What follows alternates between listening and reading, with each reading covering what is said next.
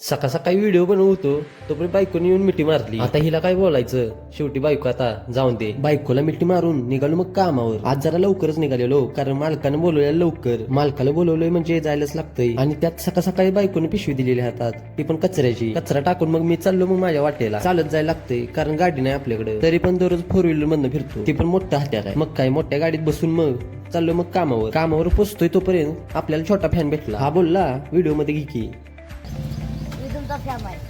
याला व्हिडिओ मध्ये दाखवस तोपर्यंत म्हटलं ह्यो पण ढिगारा दाखवूया, किती काम असते ते बघा. ह्यो ढिगारा दाखवस तो पाठीमा बघतोय काय.